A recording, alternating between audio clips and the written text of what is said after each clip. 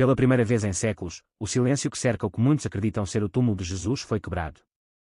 Nas profundezas da Igreja do Santo Sepulcro, em Jerusalém, uma equipa de investigadores embarcou num esforço sem precedentes, descobrir e examinar um local venerado durante milénios como o local de descanso final de Jesus Cristo. A própria noção é surpreendente: o túmulo de Jesus, um espaço físico onde a divindade tocou a terra, agora acessível para estudo e, talvez, compreensão. É um momento preparado para remodelar a nossa compreensão da história e da fé. Prepare-se para entrar num espaço sagrado, envolto em mistério e impregnado de séculos de devoção. Imagine entrar no espaço sagrado de uma tumba antiga, um santuário intocado por mãos humanas durante séculos. Durante mais de 2000 anos, permaneceu oculto, obscurecido pela marcha implacável do tempo e pelas camadas de história acumulada. Mas agora, o momento chegou. O selo está prestes a ser quebrado e os segredos contidos nele serão revelados. Esta não é uma tumba comum, acredita-se que seja o cemitério de Jesus de Nazaré, o local onde seu corpo foi sepultado após a crucificação, e o túmulo que, milagrosamente, foi encontrado vazio no terceiro dia. A expectativa é palpável, uma mistura de reverência e curiosidade científica pairando no ar. Mas e se esta tumba antiga tiver mais do que apenas significado histórico? E se contiver uma mensagem profunda para a humanidade, uma mensagem de esperança, redenção e talvez até um desafio à nossa compreensão contemporânea do mundo? Talvez nas suas profundezas exista uma verdade que poderá repercutir através dos séculos. A pedra foi mexida, revelando que alguém a desbastou. Esta não é apenas uma escavação, é uma exploração dos próprios fundamentos da fé e da crença. Junte-se a nós enquanto investigamos os mistérios escondidos nesta antiga tumba, descobrindo verdades que poderiam reafirmar a realidade da ressurreição ou desafiar tudo o que pensávamos saber. Não perca esta descoberta extraordinária, única na vida, um momento onde a história e a fé convergem de forma profunda e inesquecível. A viagem começou no coração de Jerusalém, dentro dos antigos muros da Igreja do Santo Sepulcro. Aqui, uma equipa diversificada, composta por arqueólogos, cientistas e estudiosos religiosos, convergiu para testemunhar um momento que carregou o peso da história sobre os ombros, a abertura do túmulo que se acredita ser o local de descanso final de Jesus. Este local sagrado, um ponto focal de peregrinação e veneração durante séculos, permaneceu praticamente intacto, com os seus segredos trancados sob camadas de pedra e do tempo. Enquanto a equipe trabalhava meticulosamente para remover a poeira e os detritos antigos, revelando a entrada da tumba, o mundo prendeu a respiração, unido a um sentimento compartilhado de antecipação. O que os esperava lá dentro? Poderiam eles desenterrar evidências tangíveis que confirmariam ou desafiariam um dos eventos mais cruciais da história cristã, a ressurreição de Jesus Cristo? Para os crentes, isto era muito mais do que um mero esforço arqueológico, foi um momento de profundo significado, uma poderosa interseção entre fé e descoberta científica. Foi uma oportunidade de tocar o lugar onde a sua fé nasceu. Antes de nos aprofundarmos nesta narrativa em desenvolvimento, reserve um momento para reconhecer o significado deste evento. Toque no botão curtir, compartilhe sua opinião nos comentários abaixo e não deixe de divulgar essa história notável com seus amigos. Agora, vamos continuar nossa jornada. De acordo com os Evangelhos, após a crucificação de Jesus, José de Arimateia, um seguidor rico e devoto, avançou corajosamente para reivindicar o corpo de Jesus. Ele então o colocou amorosamente em um túmulo que havia preparado para si mesmo, um testemunho de sua devoção e respeito. Conforme narrado em Mateus 27, 59, 60, José pegou o corpo, envolveu-o em um pano de linho limpo e colocou-o em seu próprio túmulo novo, que havia escavado na rocha. Este ato de compaixão e reverência marcou um momento crucial na narrativa da morte de Jesus. O túmulo foi cuidadosamente selado com uma pedra maciça, uma barreira destinada a impedir qualquer intrusão ou adulteração. Guardas romanos foram posicionados para manter vigília, garantindo que a tumba permanecesse segura e intacta. Porém, no terceiro dia, a narrativa toma um rumo dramático. Conforme descrito em Mateus 28, 6, ele não está aqui, já ressuscitou, como disse. Esta declaração, e quando no túmulo vazio, tornou-se o próprio alicerce da fé cristã, a pedra angular sobre a qual toda a religião foi construída. Séculos mais tarde, cientistas e historiadores estiveram diante daquele mesmo local, prontos para descobrir os seus segredos, para lançar luz sobre este momento crucial na história da humanidade. Com cuidado meticuloso, a equipe removeu cuidadosamente os destroços restantes, revelando a estrutura notavelmente bem preservada da tumba. Apesar da passagem implacável do tempo, as paredes de pedra, a própria câmara mortuária e até mesmo a laje onde o corpo de Jesus pode ter sido colocado permaneceram praticamente intactas. A visão destas pedras antigas, testemunhas de um dos acontecimentos mais significativos da história, foi inspiradora. No entanto, a descoberta mais profunda não foi o que encontraram, mas o que não encontraram: nenhum resto, nenhum osso, nenhuma evidência física de um corpo. O túmulo estava, inegavelmente, vazio. Para os cristãos, Esta ausência não era motivo de perplexidade ou dúvida, foi, na verdade, uma confirmação poderosa de suas crenças mais profundas. O túmulo vazio está no centro da sua fé, um testemunho tangível da ressurreição de Jesus Cristo. A ausência de restos mortais não era um mistério a ser resolvido, mas uma confirmação do acontecimento milagroso em que acreditaram durante séculos. Estar dentro daquele túmulo vazio foi descrito como uma experiência profundamente comovente e avassaladora, um momento onde a fé e a realidade convergiram, e quando as palavras triunfantes, onde, ó morte, está a sua vitória? Onde, ó morte, está o seu aguilhão? A descoberta do túmulo vazio transcende o domínio da mera arqueologia, seu verdadeiro significado reside no que representa. O túmulo vazio é a própria essência da mensagem cristã, a vitória sobre a própria morte. A ressurreição de Jesus significa que a morte foi vencida e seu poder quebrado. Através do seu sacrifício, a vida eterna é oferecida a todos os que creem, uma promessa de salvação que transcende as limitações da existência terrena. Este evento também representa o cumprimento de antigas profecias. O Antigo Testamento predisse que o Messias sofreria, faleceria e ressuscitaria, cumprindo o plano de Deus. Jesus cumpriu estas antigas profecias, fornecendo provas convincentes da sua identidade como Filho de Deus, um acontecimento que exige um profundo ato de fé. O cristianismo não se baseia na veneração de relíquias ou restos físicos, está firmemente enraizado na fé no Cristo vivo. O túmulo está vazio porque Jesus está vivo. Como o próprio Jesus proclamou, eu sou a ressurreição e a vida. Quem crê em mim viverá, ainda que morra. João 11h25. Esta promessa de vida eterna é a pedra angular da fé cristã. No centro desta narrativa está o poder duradouro da fé. A Bíblia define fé como confiança naquilo que esperamos e segurança naquilo que não vemos, Hebreus 11h01. A ressurreição de Jesus é o próprio fundamento da esperança cristã, a crença inabalável de que, mesmo diante da morte, existe a promessa de vida eterna. Mesmo sem uma prova física tangível do seu corpo ressuscitado, milhões de pessoas em todo o mundo acreditam firmemente na sua vitória sobre a morte. O túmulo vazio é suficiente, um símbolo poderoso de esperança e redenção, porque a fé em Jesus leva à vida eterna. Porque Deus amou o mundo de tal maneira que deu o seu Filho unigênito, para que todo aquele que nele crê não pereça, mas tenha a vida eterna. João 3h16.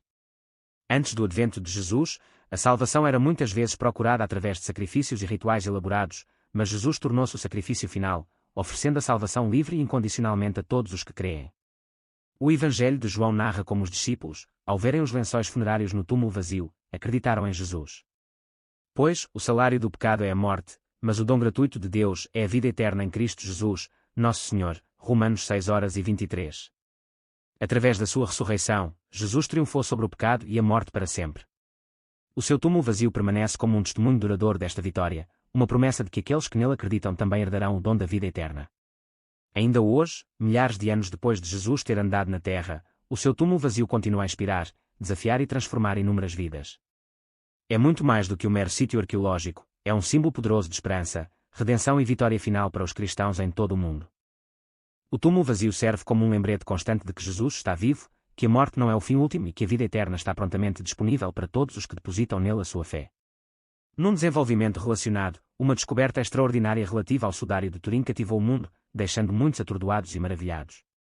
Após anos de investigação intensiva e investigação meticulosa, surgiram novas provas surpreendentes, deixando tanto especialistas como céticos num estado de descrença. Poderia esta nova evidência inovadora finalmente estabelecer que o sudário de Turim realmente remonta ao primeiro século, contradizendo assim diretamente os testes anteriores de datação por carbono que o rotularam como uma falsificação medieval? O sudário de Turim está há muito tempo envolto num véu de mistério e controvérsia, principalmente devido à sua aparente representação da imagem de Jesus Cristo após a sua crucificação. Ao longo da história, a sua autenticidade tem sido repetidamente questionada e debatida, mas está mais uma vez a ganhar manchetes e a acender discussões fervorosas. Um estudo publicado recentemente apresenta o que muitos acreditam ser uma evidência convincente de que o pano pode, de facto, ter origem na época de Cristo. Adicionando outra camada de intriga a esta narrativa já fascinante, a inteligência artificial forneceu agora novas perspectivas e insights sobre as origens enigmáticas do sudário. Jeremiah Johnson, o aclamado autor do livro perspicaz Body of Proof, compartilhou sua jornada pessoal, explicando como seu fascínio pelo sudário de Turim começou enquanto ele estava imerso na pesquisa para sua tese de doutorado sobre a ressurreição corporal de Jesus.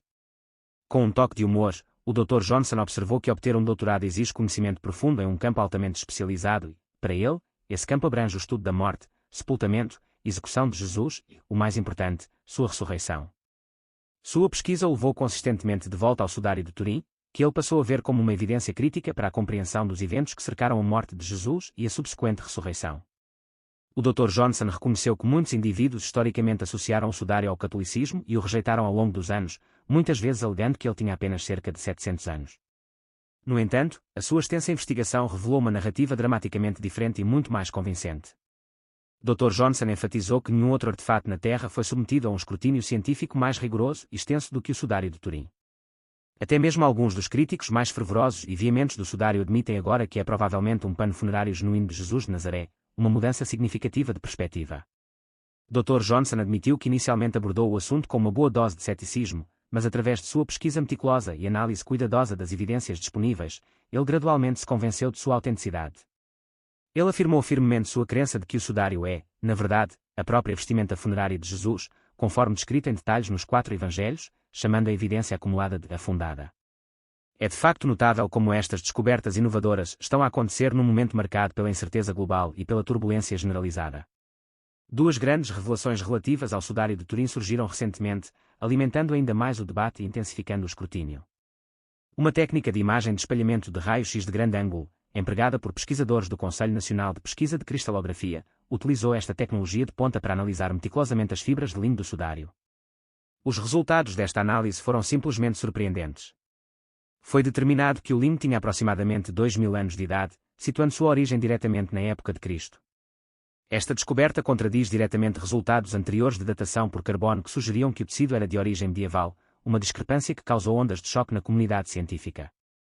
As implicações desta descoberta são profundas, levando mesmo alguns dos mais fervorosos críticos do sudário a reconsiderar a sua autenticidade e a reavaliar as suas conclusões anteriores.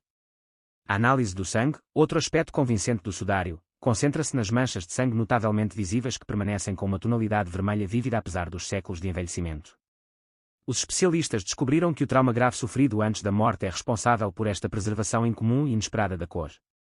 Quando um indivíduo experimenta dor e sofrimento extremos antes de morrer, o fígado libera níveis elevados de ferritina, creatinina e bilirrubina na corrente sanguínea. Esses compostos atuam como conservantes naturais, evitando que o sangue escureça com o tempo, explicando assim porque as manchas de sangue no sudário mantiveram sua coloração vermelha distinta.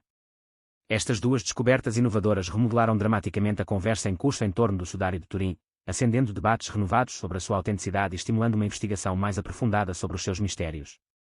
E é aqui que as coisas se tornam ainda mais surpreendentes, acrescentando outra camada de intriga a esta narrativa já convincente.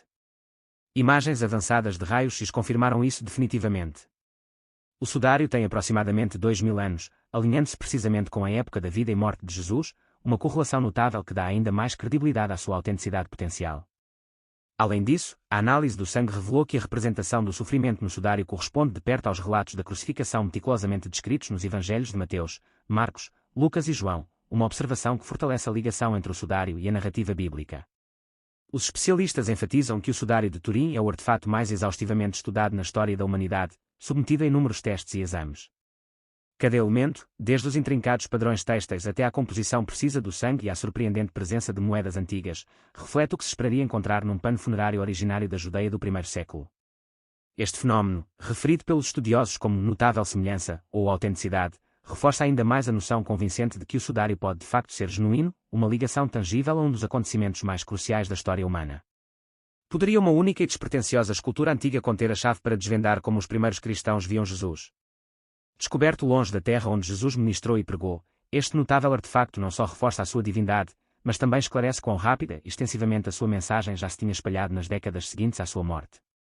Hoje, examinaremos cuidadosamente uma inscrição do século II que proclama corajosamente Jesus como Senhor, oferecendo-nos um vislumbre raro e íntimo da fé inabalável e da coragem indomável dos primeiros cristãos. Esta descoberta notável, agora amplamente conhecida como inscrição de Frankfurt, foi inesperadamente descoberta na região fronteiriça romana, um local muito distante do coração do cristianismo.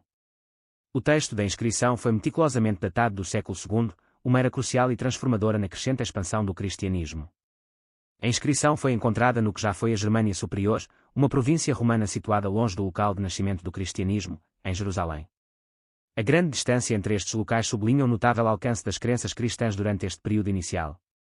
Os arqueólogos ficaram particularmente impressionados com a clareza e legibilidade da inscrição, bem como com a sua descoberta inesperada num local tão remoto. A sua presença numa zona militar romana sugere fortemente que as crenças cristãs já tinham penetrado nas fronteiras do vasto Império Romano, influenciando tanto a vida de soldados como de civis. Gravada em pedra, uma inscrição poderosa declara: em nome do Santo Tito, Santo, Santo, Santo em nome de Jesus Cristo, Filho de Deus, o Senhor do mundo resiste com todas as suas forças a todo assalto e revés. Deus concede entrada ao bem-estar, que este remédio proteja a pessoa que se rende à vontade do Senhor Jesus Cristo, Cristo Filho de Deus, pois diante de Jesus Cristo todo joelho se dobrará, aqueles no céu, na terra e debaixo da terra, e toda língua confessará a Jesus Cristo. Este testamento aparentemente breve, descoberto na Alemanha moderna, ressoa com os princípios fundamentais da crença cristã. Dentro destas palavras cuidadosamente esculpidas está uma afirmação inequívoca de Jesus como o Cristo, o Messias prometido predito nas profecias das Escrituras hebraicas. Este não é apenas um título respeitoso, mas uma declaração do seu papel divinamente designado na história da salvação. A designação, Senhor do mundo, não é uma denominação casual, serve para magnificar a autoridade divina inerente a Jesus, e quando as descrições do Antigo Testamento da onipotência e soberania de Deus sobre toda a criação. Isso ressalta a crença de que todo poder e domínio residem nele. Além disso, a inscrição destaca o poder transformador da fé em Jesus, enfatizando o seu papel como fonte de salvação, cura e profundo bem-estar espiritual. Isto se alinha perfeitamente com a proclamação enfática do Novo Testamento, poderosamente expressa em Filipenses 2, 10, 11, ao nome de Jesus se dobre todo joelho, nos céus, na terra e debaixo da terra, e toda língua confesse que Jesus Cristo é Senhor, para a glória de Deus Pai. Esta escultura antiga serve como uma representação tangível dessa convicção, um testemunho do poder transformador da crença. Proclamar Jesus como Senhor no cenário político do Império Romano foi um ato carregado de implicações profundas, que ultrapassava em muito uma simples declaração de fé pessoal. Representou um desafio direto à imagem cuidadosamente cultivada de divindade e autoridade suprema do imperador romano. Em essência, foi um ato ousado de convicção espiritual e de desafio aberto, uma declaração de fidelidade a um poder superior que transcendia os governantes terrenos. Professar publicamente tal crença acarretava um risco significativo, expondo potencialmente os crentes à perseguição e até à morte. O contexto geográfico da inscrição, a Alemanha moderna, dentro dos limites da antiga província fronteiriça romana da Germânia Superior, confere-lhe um significado ainda maior.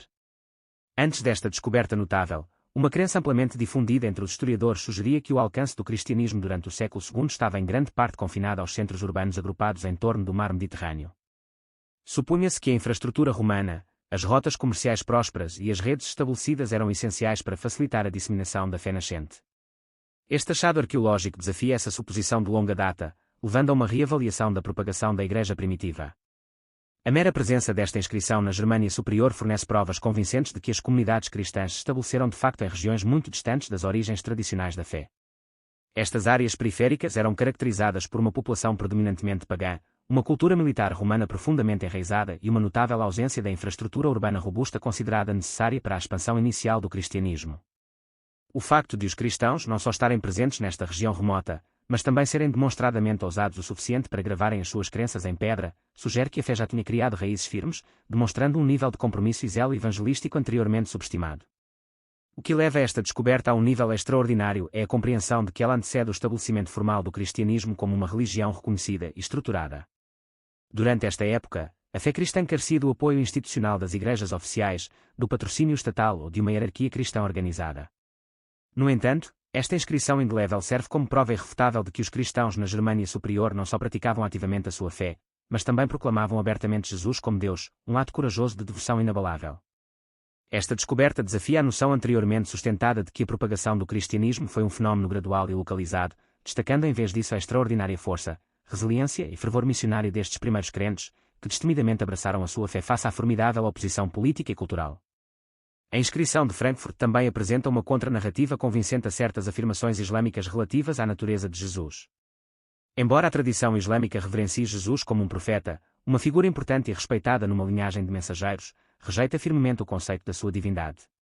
Alguns ensinamentos islâmicos sugerem que a crença na natureza divina de Jesus surgiu séculos mais tarde, muitas vezes atribuindo-a ao Concílio de Nicéia em 325 DC, onde postulam que a ideia da divindade de Jesus foi politicamente motivada e formalmente adotada. Contudo, a inscrição de Frankfurt desmantela efetivamente este argumento teológico específico. Por remontar ao século II, bem mais de um século antes da convocação do Concílio de Nicéia, este artefato identifica explicitamente Jesus como Senhor e Filho de Deus. Esses títulos transcendem meros títulos honoríficos, constituem declarações poderosas de autoridade divina, afirmando definitivamente a natureza dual de Jesus como plenamente Deus e plenamente homem. Esta evidência convincente demonstra que os cristãos reconheceram e afirmaram a divindade de Jesus muito antes da era dos concílios formais da Igreja e do estabelecimento de doutrinas codificadas. Esta descoberta arqueológica fornece uma prova tangível da antiguidade desta crença cristã central. A própria linguagem empregada na inscrição harmoniza-se perfeitamente com os ensinamentos encontrados no Novo Testamento. Por exemplo, o título Senhor ressoa poderosamente com a passagem de Filipenses 2:11, que afirma: "E toda língua confesse que Jesus Cristo é Senhor, para a glória de Deus Pai." O efeito cumulativo de descobertas como a abertura do túmulo de Jesus, a corroboração da autenticidade do sudário de Turim através da análise científica e a revelação da inscrição de Frankfurt convergem para sublinhar uma verdade profunda e inegável: Jesus Cristo é uma realidade histórica. Sua vida, morte e ressurreição não são simplesmente questões de fé, são eventos apoiados por um conjunto cada vez maior de evidências históricas e científicas. Durante incontáveis séculos, indivíduos têm lutado com questões relativas à própria existência e divindade de Jesus. Os céticos propuseram que a sua ressurreição nada mais era do que um mito, uma história embelezada e perpetuada através de gerações para incutir esperança e oferecer consolo. No entanto, a investigação científica contemporânea e a investigação arqueológica rigorosa estão cada vez mais afirmando o que os crentes há muito consideram ser verdade: Jesus viveu, morreu e ressuscitou, triunfando sobre a morte. O sudário de Turim, que contém uma imagem molecular inexplicável de um homem crucificado, desafia a explicação científica completa, desafiando os limites da nossa compreensão atual. A inscrição de Frankfurt, definitivamente datada do século II, proclama corajosamente Jesus como Senhor e Filho de Deus, antecedendo o Concílio de Nicéia em mais de 100 anos, um evento que os críticos frequentemente citam como a origem do conceito da divindade de Jesus. Além disso, a abertura do túmulo de Jesus, depois de ter permanecido selado durante aproximadamente 5.000 anos, revelou evidências antigas que dão apoio substancial aos relatos evangélicos da sua morte e ressurreição. Contudo, estas descobertas convincentes transcendem o domínio da mera verificação histórica. Eles servem como arautos potentes, apontando para eventos que ainda estão por acontecer. Os textos bíblicos falam com clareza sobre sinais específicos que precederão a segunda vinda de Jesus Cristo. Em Mateus 24, 6, 8, Jesus advertiu seus seguidores: "Ouvireis falar de guerras e rumores de guerras, nação se levantará contra nação, e reino contra reino. Haverá fomes e terremotos em vários lugares." Tudo isto é o princípio das dores de parto. Estamos agora testemunhando estes mesmos sinais manifestando-se diante dos nossos olhos com frequência e intensidade crescentes. A instabilidade política, a escalada dos conflitos globais, as catástrofes naturais devastadoras e o declínio moral generalizado estão todos a acelerar a um ritmo alarmante. A descoberta do túmulo de Jesus, juntamente com as evidências corroborantes em torno do sudário de Turim e da inscrição de Frankfurt, pode representar mais do que apenas descobertas arqueológicas significativas. Podem, de facto, constituir um aviso final e urgente, assinalando a iminência do regresso de Jesus. Em Lucas 21, 25, 28, Jesus descreveu vividamente o estado do mundo imediatamente antes de sua segunda vinda: haverá sinais no sol, na lua e nas estrelas. A mensagem subjacente é inconfundível: Jesus retornará em breve. Estas descobertas não são apenas confirmações de verdades antigas, são sinais divinos, pronunciando um ponto de viragem crucial na história humana. Tal como os profetas do Antigo Testamento predisseram meticulosamente a vinda do Messias, os sinais que observamos hoje apontam incansavelmente para o regresso de Cristo. A Bíblia ensina inequivocamente que o regresso de Jesus não será um acontecimento clandestino, será uma ocasião importante caracterizada pela glória divina e significado global. Em 1 Tessalonicenses 4, 16, 17, Paulo escreveu: "Porque o mesmo Senhor descerá do céu, com grande ordem, e com voz de arcanjo, e com o toque da trombeta de Deus, e os mortos em Cristo ressuscitarão primeiro." Contudo, as Escrituras Sagradas também emitem uma advertência solene, enfatizando que nem todos estarão preparados para este acontecimento importante. Em Mateus 24, 37, 39, Jesus traçou um paralelo entre seu retorno e os dias de Noé: "Assim como foi nos dias de Noé, assim será na vinda do Filho do Homem." Um segmento significativo da humanidade hoje continua a viver como se a vida continuasse indefinidamente como sempre aconteceu. Eles dedicam suas energias à busca de riqueza, prazeres sensoriais e realizações pessoais, muitas vezes sem considerar as profundas ramificações espirituais de suas escolhas. No entanto, a Bíblia adverte que o regresso de Jesus ocorrerá repentina e inesperadamente, e aqueles que não estão preparados acabarão por enfrentar a separação eterna de Deus. Estas descobertas recentes, a inauguração do túmulo de Jesus, a validação científica do sudário de Turim e a descoberta da inscrição de Frankfurt, são muito mais do que meros artefactos históricos. Funcionam como um retumbante chamado de despertar para a humanidade, servindo como um poderoso lembrete de que a ressurreição de Jesus não foi um gesto simbólico ou um conceito metafórico, era uma realidade histórica tangível. Se sua ressurreição foi realmente real, então sua promessa solene de retornar também deve ser considerada real e certa. A Bíblia declara em 2 Pedro 3, 9, 10, "O Senhor não demora a cumprir a sua promessa, como alguns entendem a lentidão. Pelo contrário, Ele é paciente convosco, não querendo que ninguém pereça, mas que todos cheguem ao arrependimento. Mas o dia do Senhor virá como um ladrão, os céus desaparecerão com estrondo, os elementos serão destruídos pelo fogo, e a terra e tudo o que nela é feito serão expostos. Deus, na sua infinita misericórdia e compaixão, está a abrir uma janela de oportunidade para o mundo se afastar do pecado e abraçar o arrependimento, mas essa janela está inevitavelmente a fechar-se. Os sinais são cada vez mais evidentes, as descobertas são irrefutáveis e a verdade está corajosamente diante de nós. Jesus prometeu solenemente que voltaria, e as Escrituras Sagradas revelam que esse retorno ocorrerá no momento em que o mundo menos o espera. Mateus 24h44 nos lembra, portanto, vocês também devem estar preparados, porque o Filho do Homem virá numa hora em que vocês não o esperam. Não resta mais tempo para procrastinação ou indecisão. A evidência foi revelada meticulosamente, os sinais foram dados claramente e a mensagem ressoa com clareza inconfundível: Jesus voltará em breve. A questão central não é mais se Jesus está voltando, mas quando. E a questão final que cada indivíduo deve enfrentar é: você está realmente pronto? Se o mundo acabasse amanhã, você estaria preparado para estar diante de Jesus? Você o aceitou de todo o coração como seu Salvador pessoal? Você se arrependeu genuinamente de seus pecados e colocou sua fé inabalável nele? Em João 14h06, Jesus declarou inequivocamente: Eu sou o caminho, e a verdade, e a vida. Ninguém vem ao Pai senão por mim. Agora é o momento oportuno para tomar essa decisão que mudará a sua vida. O túmulo de Jesus foi aberto, a autenticidade do sudário de Turim foi rigorosamente validada e a inscrição de Frankfurt fornece uma confirmação inabalável de que os primeiros cristãos compreenderam e abraçaram a verdade muito antes de esta ter sido formalmente codificada pelos concílios da Igreja. O peso cumulativo das evidências é simplesmente esmagador. Jesus é inegavelmente real, sua ressurreição é um evento histórico verificável e seu retorno prometido é certo. Mas quando ele retornar, você será contado entre aqueles que estão preparados para cumprimentá-lo com alegria ou será pego completamente desprevenido? O fim aproxima-se rapidamente, mas também a salvação, oferecida gratuitamente a todos os que invocam o seu nome. Jesus estende os braços abertos, pronto para receber todos os que se dirigem a ele com fé. Em Romanos 10h09, Paulo escreve eloquentemente: Se você declarar com a sua boca, Jesus é Senhor, e crer em seu coração que Deus o ressuscitou dentre os mortos, você será salvo. A mensagem retumbante tecida através destas revelações ecoa com urgência: Jesus Cristo está voltando. A questão central que exige a nossa atenção, a nossa contemplação e, na verdade, a nossa própria preparação, é esta: você estará pronto para cumprimentá-lo? A paciência de Deus, o intervalo aparentemente prolongado antes da gloriosa segunda vinda de Cristo, muitas vezes alimenta dúvidas nos corações dos crentes. Kim pergunta de forma pungente: por que Deus orquestrou esse período de espera? Já se passaram 2 milénios desde a última vez que vimos a face de Cristo. Esta investigação, que investiga a lógica bíblica por trás do atraso percebido, é profundamente instigante e ressoa profundamente na comunidade de fé. Permita-me oferecer insights extraídos das Escrituras Sagradas, insights que podem iluminar esse assunto intrincado e frequentemente ponderado.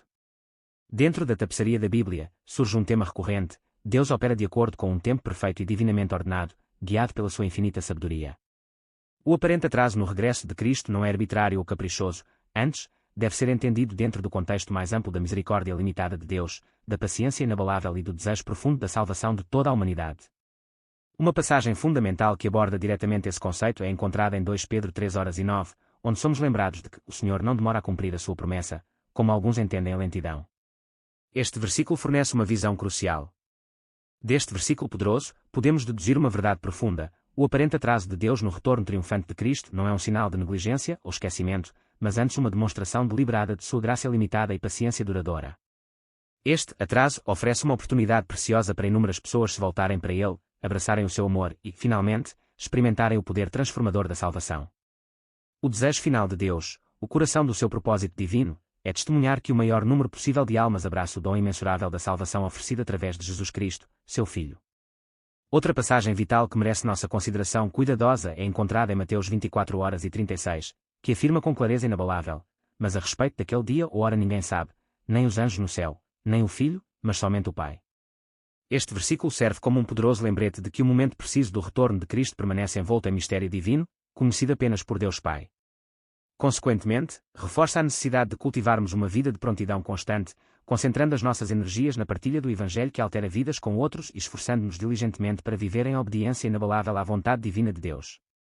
Portanto, a explicação bíblica para o aparente atraso de Deus no retorno de Cristo está profundamente enraizada na sua imensurável misericórdia e na sua paciência limitada. Deus, em seu infinito amor, deseja que todas as pessoas tenham a oportunidade de se arrepender, de se afastar das trevas e abraçar a luz da salvação por meio da fé inabalável em Jesus Cristo. Como crentes, a nossa vocação sagrada é permanecermos firmes na fé, partilharmos corajosamente a mensagem do Evangelho com convicção inabalável e colocarmos a nossa total confiança no tempo perfeito e soberano de Deus. Espero que esta exploração tenha-lhe proporcionado uma certa clareza, oferecido uma sensação de conforto e reafirmado sua fé no plano divino.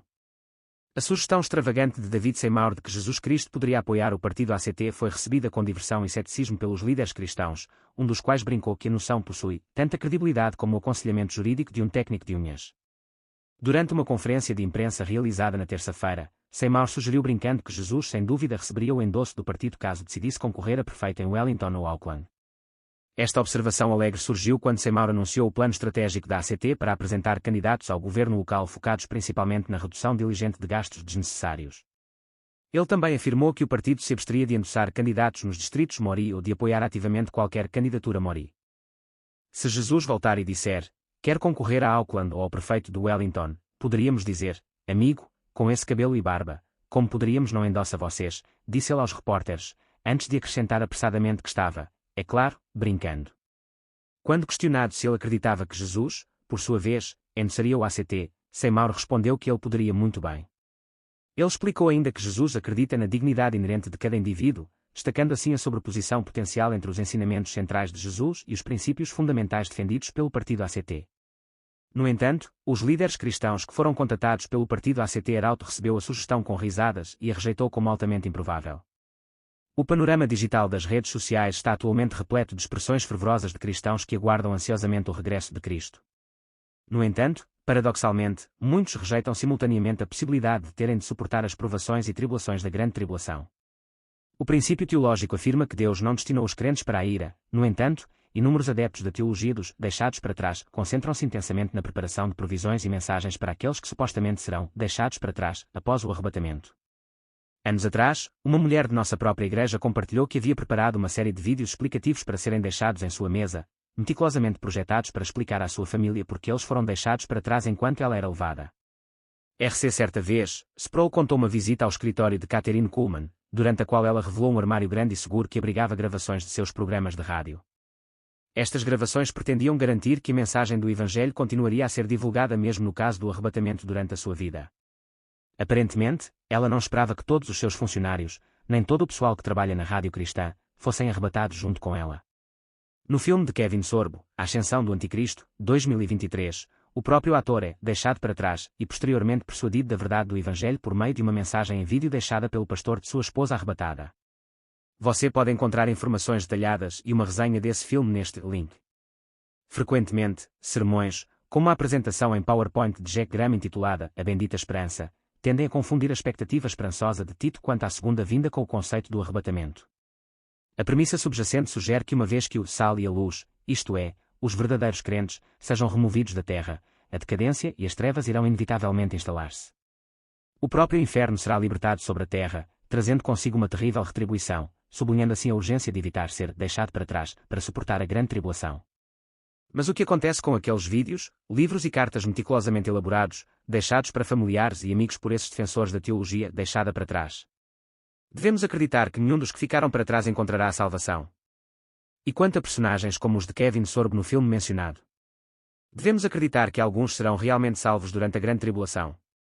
O resultado lógico da teoria da escotilha de fuga deixados para trás, a noção de escapar completamente da grande tribulação, é que nenhum sal, nenhuma luz e nenhum pastor espiritual permanecerá para guiar os novos cristãos, como o personagem fictício de Kevin Sorbo, que é salvo após o arrebatamento e ainda assim está condenado a sofrer a ira de Deus. A partir deste cenário de deixados para trás, encontrei numerosos sermões ao longo dos anos que infelizmente perderam o ponto exegético central da passagem porque se concentram quase exclusivamente na intrincada relação entre pecado e sofrimento.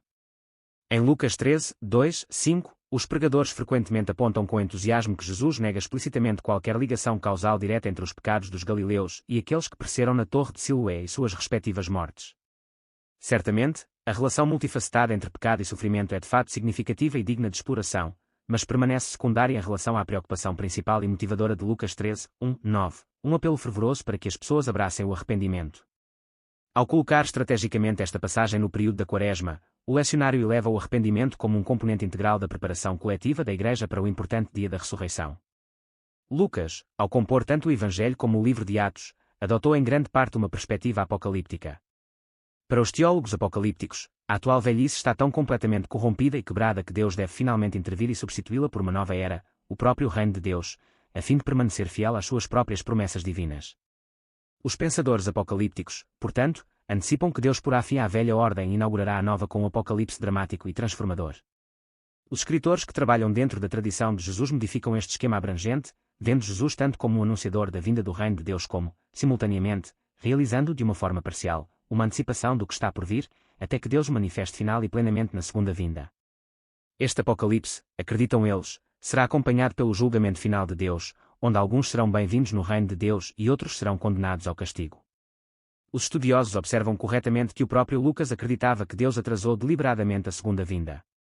Um dos principais propósitos de Lucas ao escrever é fornecer orientação e encorajamento à congregação, ajudando-os a manter a sua fé, o seu estilo de vida e o seu testemunho durante este período de aparente atraso. Este atraso, em essência, concede às pessoas a oportunidade inestimável de se arrependerem. João Batista anuncia uma maneira fundamental pela qual os indivíduos podem se preparar efetivamente para a vinda do reino de Deus, produzindo frutos dignos de arrependimento, Lucas 3:08, ver também 3:03. Embora alguns cristãos possam definir o arrependimento de forma restrita como simplesmente sentir remorso pelos pecados pessoais, reconhecer o erro é apenas um aspecto de um conceito muito mais amplo. No contexto bíblico, o arrependimento abrange uma compreensão muito mais abrangente e muitas vezes inclui um elemento corporativo, que se estende além das ações individuais.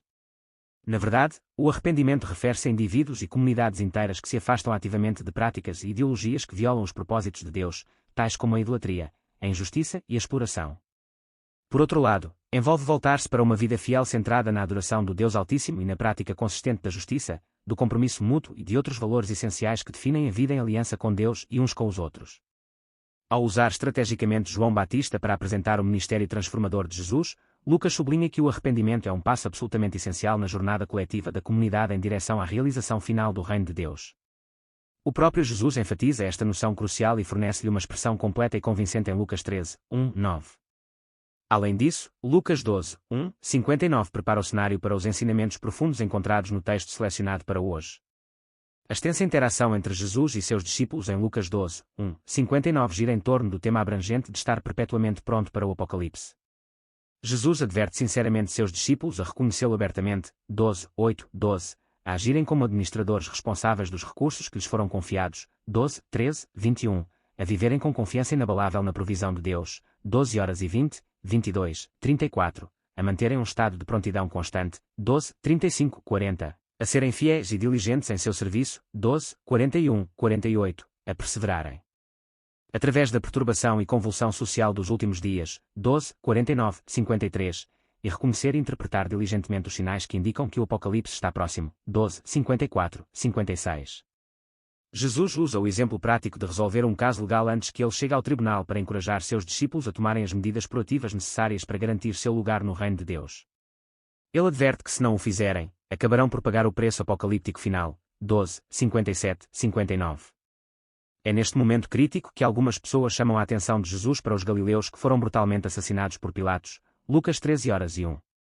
A sua pergunta implícita é profundamente investigativa: será que aqueles galileus eram de alguma forma inerentemente piores pecadores do que outros galileus, tanto que estavam além da possibilidade de se prepararem para o reino de Deus da maneira que Jesus havia descrito anteriormente? Ormente em Lucas 12:56. Jesus oferece uma resposta direta e inequívoca: não, eles não foram mortos como consequência direta do seu pecado, eles foram vítimas de um ato brutal de violência perpetrado pelos romanos. Obrigado por assistir e fique ligado no próximo vídeo localizado no coração de Jerusalém. Durante séculos, este local venerado atraiu peregrinos cristãos de todos os cantos do globo, servindo como um marco espiritual e histórico fundamental que ressoa profundamente entre os crentes. Jesus foi crucificado no Gólgota, uma antiga pedreira localizada fora dos muros de Jerusalém. Décadas mais tarde, o local foi fechado dentro dos limites da cidade em expansão, levando à construção da Igreja do Santo Sepulcro no século IV. O imperador Constantino, reconhecendo o profundo significado do local, ordenou a demolição de um templo romano que havia sido erguido sobre ele. Durante a demolição, um túmulo que se acredita ser o de Jesus foi descoberto. Sua mãe, Santa Helena, afirmou mais tarde que havia descoberto a verdadeira cruz na mesma área. Ao longo dos séculos seguintes, a Igreja enfrentou numerosos períodos de destruição e posterior reconstrução, incluindo a construção dos persas em 614, a restauração do imperador Heráclio e, posteriormente, o sofrimento de incêndios e conquistas. Em 1009, o califa Fatímida al-Hakim ordenou a destruição completa da igreja. No entanto, foi posteriormente reconstruída pelo imperador bizantino Constantino X. Durante as cruzadas, a igreja passou por uma transformação significativa numa magnífica catedral e foi rededicada em 1149. Recentemente, os arqueólogos fizeram uma descoberta notável, desenterrando o que acreditam ser o local do sepultamento original de Jesus. Eles encontraram argamassa antiga sob a laje de pedra, que remonta à era de Constantino. Espera um segundo, toque no botão curtir, deixe um comentário abaixo e não se esqueça de compartilhar este vídeo com seus amigos. Tudo bem, vamos continuar, inaugurando o túmulo de Jesus. Esta descoberta significativa fornece mais evidências para apoiar as reivindicações históricas em torno do local que há muito se acredita ser o local do sepultamento de Jesus. Para apreciar plenamente o seu significado, devemos olhar para trás, para o reinado de Constantino, o primeiro imperador romano a abraçar o cristianismo.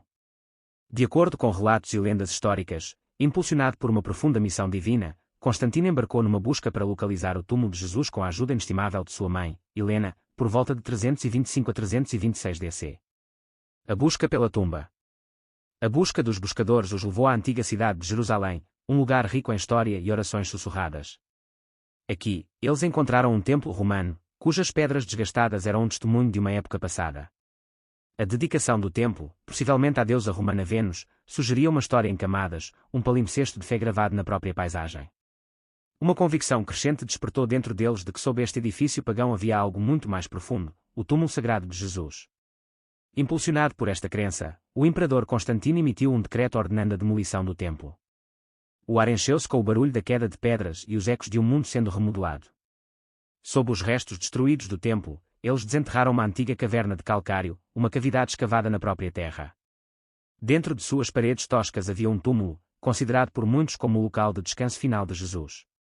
Esta descoberta marcou um momento crucial, não apenas em termos arqueológicos, mas na própria estrutura da história cristã. A escavação, um processo meticuloso de desenterrar o passado, revelou uma tumba meticulosamente esculpida no coração da caverna de calcário acidentado. Isto era mais do que apenas um cemitério, foi um elo tangível com a narrativa fundacional do cristianismo, um lugar onde a história e a fé se entrelaçaram. Para salvaguardar este local sagrado, para protegê-lo da devastação do templo e das incursões da dúvida, o edícula, um pequeno santuário ornamentado, foi construído diretamente sobre a tumba. Esta estrutura protetora serviu como uma personificação física da reverência, preservando o que inúmeros crentes viam como uma revelação divina, um testamento da ressurreição e da promessa de vida eterna. A audaciosa missão de Constantino, a demolição de um templo romano para revelar um túmulo escondido, reflete a ligação profunda e duradoura entre a investigação histórica, a fé inabalável e a busca incessante de relíquias sagradas, aqueles fragmentos tangíveis do divino que nos ligam ao passado. Dentro da tumba. No interior mal iluminado da tumba, uma característica marcante chama a atenção, uma prateleira longa e plana conhecida como leito funerário, ou bolso. A tradição afirma que sobre esta plataforma de pedra o corpo de Jesus Cristo foi sepultado após a crucificação. O design deste leito funerário não é único, assemelha-se muito aos túmulos comumente usados pelos ricos judeus do primeiro século em Jerusalém. Esses túmulos, normalmente esculpidos nas suaves colinas de calcário que cercam a cidade, muitas vezes apresentavam prateleiras e nichos semelhantes projetados para acomodar os corpos dos falecidos e os ossários que guardariam seus ossos após a decomposição. Essa semelhança é significativa. Destaca os costumes funerários partilhados da época, os rituais e práticas comuns que governavam o tratamento dos mortos e a profunda reverência pelos falecidos que permeava a sociedade judaica. No entanto, o leito funerário é muito mais do que apenas uma característica física ou um exemplo de práticas mortuárias antigas. Carrega um profundo peso espiritual, simbolizando o local de descanso terrestre final de Jesus, uma testemunha silenciosa dos acontecimentos da crucificação e da ressurreição.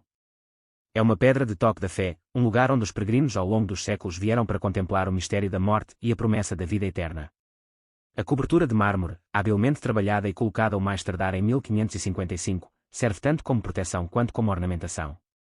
Embora os registros históricos sugiram uma possível origem que remonta a meados dos anos 300, a história do mármore continua a se desenvolver ao longo do tempo. Cada detalhe, desde as tenues marcas de cinzel na superfície fria e lisa do mármore até a forma e dimensões precisas do próprio leito funerário, sussurra histórias de séculos passados, de incontáveis mãos que o tocaram em reverência, de orações silenciosas que ecoaram no espaço sagrado do túmulo. Os relatos de peregrinos que viajaram para este local sagrado ao longo dos séculos aprofundaram ainda mais o seu significado histórico e religioso, sendo uma rica tapeçaria de fé e devoção em torno desta simples prateleira de pedra. Mais do que apenas um local físico marcado no mapa, o túmulo é um recipiente de devoção, um canal através do qual crentes de todo o mundo se conectam com uma história sagrada que ressoa através do tempo. A sua própria existência é um testemunho do poder duradouro da fé e do desejo humano de encontrar significado face à mortalidade. Antes de nos aprofundarmos nas descobertas científicas que cercam este site, convidamos você a enviar um superchat para apoiar nossa pesquisa e exploração contínuas. Cada contribuição, por menor que seja, nos ajuda a dar vida a essas histórias. Muito obrigado pela sua generosidade e apoio. Insights científicos, a história do morteiro. Agora, vamos mudar o nosso foco e descobrir as descobertas científicas relacionadas com a antiga argamassa descoberta no túmulo de Jesus. Que insights inovadores podem ser obtidos deste material aparentemente despretensioso? Que segredos estão encerrados em sua composição química e estrutura física? Prepare-se para se surpreender ao examinarmos as evidências que podem remodelar a nossa compreensão da história, fornecendo provas tangíveis para apoiar ou desafiar as narrativas existentes. Sob a liderança cuidadosa da supervisora científica-chefe Antonia Murpelot, uma equipe dedicada de pesquisadores embarcou em uma análise aprofundada de amostras de argamassa meticulosamente coletadas em várias seções da edícula, a estrutura sagrada que reverentemente encerra o túmulo de Jesus. As suas descobertas, meticulosamente documentadas e rigorosamente testadas, surpreenderam o mundo. Esta argamassa antiga, um material muitas vezes esquecido nos estudos históricos, tornou-se a peça central inesperada da sua investigação científica, revelando segredos escondidos durante séculos dentro da sua matriz aparentemente inerte. Usando técnicas avançadas de datação por radiocarbono, a equipe examinou meticulosamente essas amostras de argamassa, esforçando-se para desvendar os segredos há muito enterrados escondidos dentro das paredes da edícula. Os resultados dos testes, apresentados com precisão científica, ofereceram insights inovadores sobre o cronograma de construção da edícula, fornecendo uma imagem mais precisa e detalhada do que nunca. Uma das descobertas mais significativas resultantes desta investigação científica foi a revelação de que a laje inferior, um elemento estrutural-chave que constitui a base da edícula, foi provavelmente instalada em meados do século IV. Esta descoberta inovadora forneceu mais evidências sólidas para apoiar a ligação histórica entre as origens do monumento e o reinado do imperador Constantino, cuja conversão ao cristianismo e subsequente patrocínio desempenharam um papel fundamental na formação da história inicial da fé. A confirmação da influência direta de Constantino na construção da edícula acrescenta um peso histórico significativo ao local, dando credibilidade a tradições de longa data e aprofundando a compreensão dos estudiosos sobre o seu significado antigo como local de veneração. O período de meados do século IV estabelece uma ponte firme entre o desenvolvimento da edícula e a narrativa histórica mais ampla do Império Romano, oferecendo uma ligação tangível ao passado e colocando o local no seu contexto histórico adequado. À medida que a investigação se desenrolava, com cada novidade e cada análise refinada, os resultados proporcionavam um avanço emocionante para historiadores e arqueólogos que estudavam este venerado monumento. A datação precisa da laje inferior não só reafirmou a sua antiguidade, validando os relatos históricos que situavam a sua construção nos primeiros séculos do cristianismo, mas também reforçou os esforços contínuos para desvendar as verdades históricas que rodeiam o túmulo. Antes consideradas meros resquícios de artesanato antigo, fragmentos insignificantes de um processo de construção esquecido, as amostras de argamassa servem agora como pistas vitais, peças inestimáveis de um quebra-cabeça complexo. Permitem-nos reconstruir, com maior precisão e detalhe, a visão original do imperador Constantino para o local, e apreciar o trabalho qualificado daqueles que contribuíram para a formação inicial do santuário, os artesãos e trabalhadores que lançaram as bases para o que se tornaria um dos locais mais sagrados do cristianismo. Para obter uma datação tão precisa e confiável, os cientistas empregaram a luminescência oticamente estimulada, OSL, uma técnica avançada e altamente sensível que determina quando o sedimento de quartzo dentro da argamassa foi exposto à luz pela última vez. Este método é particularmente crucial para revelar cronogramas históricos precisos, permitindo aos investigadores identificar o momento preciso em que a argamassa foi misturada e aplicada. As amostras foram então submetidas a testes rigorosos em 2 laboratórios independentes, cada um verificando os resultados separadamente para garantir o mais alto nível de precisão possível e eliminar qualquer potencial de erro. Através deste processo meticuloso, os investigadores puderam traçar como a argamassa evoluiu ao longo do tempo, identificando momentos-chave de modificação e restauração, períodos de reparação e alteração que refletem as mudanças na sorte do local ao longo da sua longa história. Estas descobertas suscitam discussões e debates fascinantes entre os estudiosos sobre se a igreja reconstruída preserva com precisão o solo sagrado identificado por uma delegação romana há quase 17 séculos, levantando questões profundas sobre a autenticidade e o poder duradouro da fé. Apesar das incertezas persistentes e dos debates contínuos entre os estudiosos, a Igreja do Santo Sepulcro continua a ser um símbolo poderoso e duradouro do rico legado espiritual de Jerusalém, encorajando tanto uma reflexão profunda sobre os mistérios da fé como uma investigação histórica rigorosa sobre o passado complexo e fascinante do local. Uma investigação mais aprofundada de amostras de argamassa retiradas da parede sul da tumba forneceu pistas adicionais sobre o passado da edícula, acrescentando outra camada à história de sua construção e evolução. A datação destes materiais dos anos 335 e 1570 proporcionou uma ligação convincente entre os esforços iniciais de construção durante a Era Romana e as restaurações documentadas que ocorreram no século XVI, ligando uma vasta extensão de tempo e ligando diferentes períodos da história do local. As camadas de argamassa preservadas na estrutura da edícula servem como evidência duradoura e tangível das muitas transformações que este espaço sagrado sofreu ao longo dos séculos. Cada camada conta uma história de construção, destruição e restauração, uma narrativa do esforço humano e da fé inabalável. A parede sul, moldada por séculos de mudanças, revelou traços claros da construção da época romana, reforçando ainda mais a narrativa da evolução da edícula ao longo do tempo e fornecendo uma ligação física às suas origens mais remotas. Ao combinar análises científicas de ponta com técnicas de datação precisas, os investigadores conseguiram descodificar as marcas históricas deixadas por gerações de construtores e restauradores, revelando os segredos escondidos na argamassa e reunindo uma imagem mais completa e precisa do passado da edícula. Uma descoberta particularmente significativa surgiu na entrada do túmulo, onde foi identificada uma argamassa datada do século XI. Esta descoberta alinha-se com um período crítico na história da edícula, especificamente a reconstrução meticulosa que se seguiu à sua destruição em 1009 DC. A resiliência daqueles que reconstruíram a estrutura após a sua devastação demonstra o seu compromisso profundo e inabalável em preservar este espaço sagrado, garantindo a sua sobrevivência através de séculos de turbulência política e catástrofes naturais. O exame cuidadoso destes fragmentos não só ajudou a estabelecer a sua idade com maior precisão, mas também prestou homenagem aos artesãos e trabalhadores muitas vezes desconhecidos que, através das gerações, se dedicaram à preservação da edícula, garantindo a sua sobrevivência para as gerações futuras. Cada camada de argamassa conta uma história, um testemunho do poder duradouro da fé, do espírito inabalável de devoção e da busca contínua pela verdade histórica. Não se esqueça de curtir este vídeo e se inscrever em nosso canal para mais conteúdos incríveis. Seus pensamentos e opiniões são importantes para nós, então sinta-se à vontade para compartilhar seus insights e reflexões na seção de comentários abaixo.